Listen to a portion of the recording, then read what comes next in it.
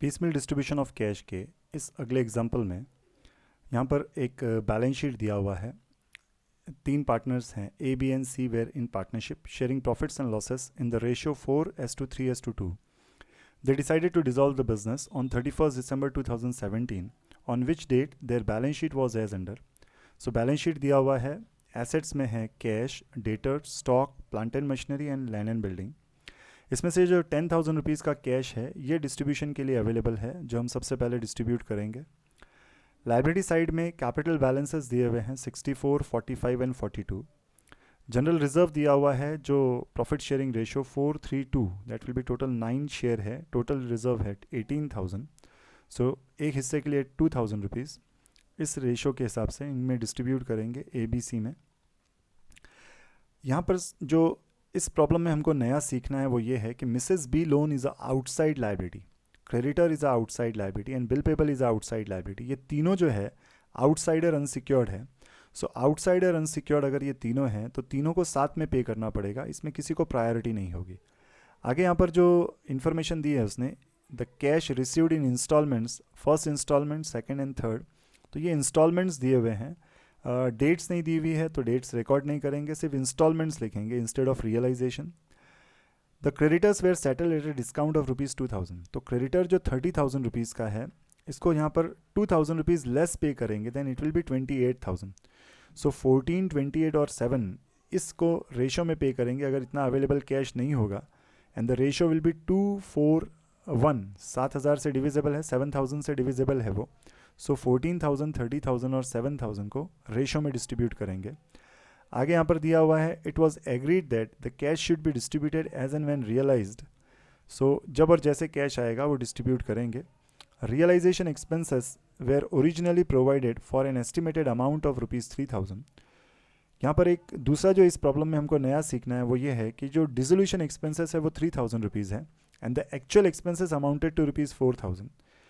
तो 3,000 रुपये kept aside करेंगे, बट एक्चुअली 4,000 अगर खर्चा हुआ है तो 1,000 रुपये लास्ट इंस्टॉलमेंट से हमको अलग करना पड़ेगा। आगे तो फिर उसने वही कहा है, statement showing surplus capital, statement showing distribution of cash. इस तरह से ये दो स्टेटमेंट्स मेनली हमको क्लियर करने हैं। नाउ ये जो प्रॉब्लम है, कंप्लीट एग्जांपल यहाँ पर ये जो है, इसके लिए हमको प्रिपेयर करना पड़ेगा वो दो स्टेटमेंट्स। तो यहाँ पर मैंने प्रिपेयर किया हुआ है स्टेटमेंट शोइंग सरप्लस कैपिटल और statement showing distribution of cash. Liabilities के कॉलम प्रायोरिटी के बेसिस पर प्रिपेयर किए हैं, but first statement of surplus prepare करेंगे। तो इसमें इनके कैपिटल बैलेंसेस में ए का कैपिटल बैलेंस है 64,000, बी का 45,000 और सी का 42,000 रुपीज़, ये कैपिटल बैलेंसेस हैं। टोटल रिजर्व था 18,000 का, टोटल हिस्से हैं 9। सो 2,000 एक हिस्सों के लिए, तो 4 हिस्सों के लिए ये हो जाएगा 8,000, 3 हिस्सों के लिए 6,000 और 2 हिस्सों के लिए 4,000। इस तरह से ये रिजर्व डिस्ट्रीब्यूट करेंगे पार्टनर्स में। Now capital plus reserve will be, ये नेट इनके कैपिटल बैलेंसेस है 72, 51 और 46,000 रुपीज़। तो ये कैपिटल बैलेंसेस हमको पे करने हैं। अब कंपेयर करेंगे, profit sharing ratio will be 4:3:2, ये रेशो है। इनका यूनिट कैपिटल कैलकुलेट करेंगे, कैपिटल को रेशो से डिवाइड करेंगे, then it will be 18,000, 17,000 and 23,000 rupees. तो ये जो कैपिटल यूनिट कैपिटल आया है इसमें सबसे कम हिस्से के लिए इन्वेस्ट किया हुआ है बी ने, 17,000 रुपीज़ है। तो एक हिस्से के लिए अगर 17, तो 2 हिस्सों के लिए 34, 3 हिस्सों के लिए 51 और 4 हिस्सों के लिए 68,000। ये इनके प्रोपोर्शनेट कैपिटल है। नाउ एडजस्टेड कैपिटल से प्रोपोर्शनेट कैपिटल लेस करेंगे तो सरप्लस कैपिटल बचेगा, विच विल बी 4,000 ए का बचा है और सी का बचा है 12, क्योंकि बी का जो है वो 51,000 एडजस्टेड कैपिटल भी है और प्रोपोर्शनेट कैपिटल है। तो सरप्लस जो बचा हुआ है वो ए और सी का बचा हुआ है। अब इन दोनों में कंपैरिजन करेंगे तो इनके profit sharing ratios will be 4:2, ये प्रॉफिट शेयरिंग रेशो है। Now unit capital, capital divided by ratio, surplus capital divided by 4 will be 1,000 और 12,000 डिवाइडेड बाय 2 विल बी 6,000। यहाँ पर ये जो यूनिट कैपिटल आए हैं इसमें 1,000 रुपया ये इसको बेस बनाएंगे और इसका 2,000 रुपीज़ और इसका 4,000 रुपीज़, इस तरह से ये कैपिटल बैलेंस रिकॉर्ड करेंगे। नाउ ये कैपिटल बैलेंसेस रिकॉर्ड कर लेने के बाद सरप्लस, एब्सोल्यूट सरप्लस जो बचा हुआ है now surplus capital minus proportionate capital will be absolute surplus जो है वो सी का है 10,000। तो फर्स्ट स्टेप में सी को 10,000 पे करेंगे, सेकंड स्टेप में ये 4,000 और 2,000 पे होगा, और थर्ड स्टेप में 68, 51 और 34। अब अगर आप इसकी रीटोटल करते हो तो 10,000 प्लस 2,000 12,000 प्लस 34 विल बी 46, ये सी का है। बी को तो लास्ट स्टेप में मिलेगा 51, और इसका 72 पे होगा 4,000 और 68 विल बी 72, इस तरह से। इस स्टेटमेंट के बाद ये सेकंड स्टेटमेंट जो है हम प्रिपेयर करेंगे। तो इस स्टेटमेंट में यहाँ पर डेट, पर्टिकुलर्स, कैश, ये कॉलम्स हैं। बी का loan, Mrs B loan will be outsider unsecured, creditor is a outsider unsecured, bill payable is a outsider unsecured, और कैपिटल के बैलेंसेस यहाँ पर रिकॉर्ड करने पड़ेंगे। तो सबसे पहले balances as per balance sheet हम रिकॉर्ड करेंगे। डेट है बैलेंस शीट की 31 दिसंबर 2017। Balances as per balance sheet will be, cash balance है 10,000, मिसेस बी का लोन है ये 14,000, क्रेडिटर नेट 28 रिकॉर्ड किया, 30,000 का था, 2,000 का डिस्काउंट, नेट क्रेडिटर 28 रिकॉर्ड किया, बिल पेबल 7, 64, 45 एंड 42। यहाँ पर ऐड कर बताना पड़ेगा जनरल रिजर्व को। सो जनरल रिजर्व इन तीनों पार्टनर्स में इनके प्रॉफिट शेयरिंग रेशो से ऐड करने के बाद अब एक्चुअल जो बैलेंसेस हैं वो ये है 10,000, 14,000, 28, 17,000, इस तरह से।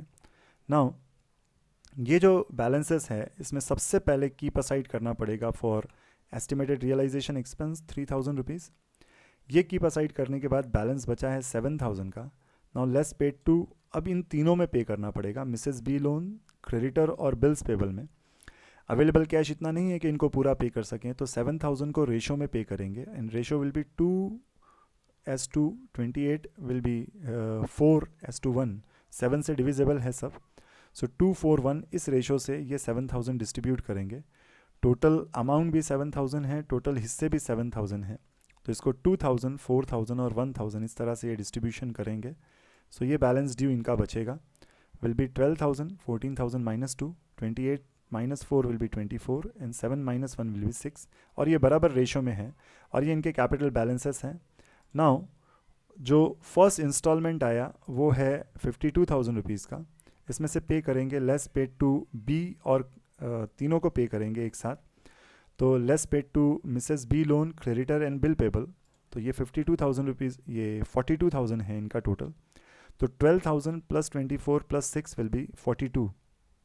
इतना अवेलेबल कैश है कि पे कर सकते हैं, 52 अवेलेबल है, 42 पे करना है, 10,000 बैलेंस बचेगा। ये 10,000 फर्स्ट स्टेप के लिए यहाँ पर सी को पे कर देंगे। ये 10,000 इतना अवेलेबल है तो एब्सोल्यूट सरप्लस का ये सी को पे कर देते हैं, less paid to C for absolute surplus. जो पे करते जाएंगे यहाँ पर पर्टिकुलर्स के कॉलम में रिकॉर्ड करेंगे, और ये सी के कॉलम में भी रिकॉर्ड करेंगे।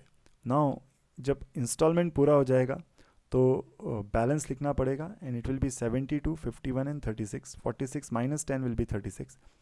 बाकी दो पार्टनर्स के तो एज इट इज़ हैं, दूसरी लाइबिलिटीज़ पे ऑफ हो गई है। सेकेंड इंस्टॉलमेंट जो आया वो 69 का आया, इसमें से सेकेंड स्टेप का 4,000 और 2,000 ये पे करने के बाद तो ए और सी को पे करेंगे ये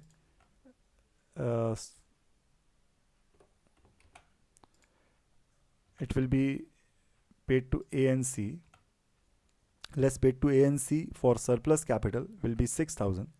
तो ये 6,000, इसको 4,000 और इसको 2,000 पे करेंगे।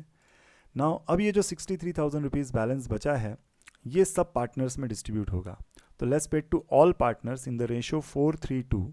सो ये 63 डिवाइडेड बाय टोटल 9, तो एक हिस्से के लिए 7,000 इन तीनों में पे होगा इनके रेशो से 28, 21 एंड 14। तो एक हिस्से के लिए 7, 4 part will be 28, 3 part will be 21 and 2 part will be 14,000। ये है इनके बैलेंस ड्यू। तो ये पेमेंट करने के बाद 72 minus 4 minus 28 will be 40, 51 minus 21 will be 30 and 36 minus 2 minus 14 will be 20,000। तो ये कैपिटल के जो बैलेंसेस इनके बचे हुए हैं बैलेंस ड्यू, ये पेमेंट कर लेने के बाद अब ये बैलेंस ड्यू है लास्ट इंस्टॉलमेंट। नाउ ये एक इंपॉर्टेंट पार्ट है, लास्ट इंस्टॉलमेंट जो आया थर्ड इंस्टॉलमेंट 64 का आया। हमने कीप असाइड किया था 3,000 एस्टिमेटेड, लेकिन एक्सपेंस एक्चुअल हुआ 4,000 का, तो यहाँ पर लेस करना पड़ेगा for realisation expense 1,000। Now the balance will be 63, और ये अब डिस्ट्रीब्यूशन के लिए अवेलेबल है बिटवीन ऑल पार्टनर्स। तो let's pay to all partners in the ratio 4:3:2। तो ये 63,000 रुपीज़ डिस्ट्रीब्यूट करेंगे सब में, 28, 21 एंड 14,000। और अब ये जो बचेगा it will be termed as a realisation loss, और सबको अगर मिलता है तो वो रेशियो में बचेगा। It will B 12,000, 9,000 and 6,000। तो यहाँ पर इस एग्जांपल में दो चीज़ें नहीं थी, एक तो आउटसाइड लाइबिलिटी में मिसेस का लोन डिस्ट्रीब्यूशन, और प्रायोरिटी के हिसाब से किसी को प्रायोरिटी नहीं तीनों में, तो रेशो में पे किया, ये एक चीज़ देखी। और रियलाइजेशन एक्सपेंसेस का कम प्रोवाइड किया था, ज़्यादा खर्चा हुआ। तो ये दो मेनली पॉइंट्स थे जो हमने इस प्रॉब्लम में कवर किए। आई होप आज का ये प्रेजेंटेशन आपको क्लियरली अंडरस्टैंड हुआ होगा, समझा होगा। Thanks for watching.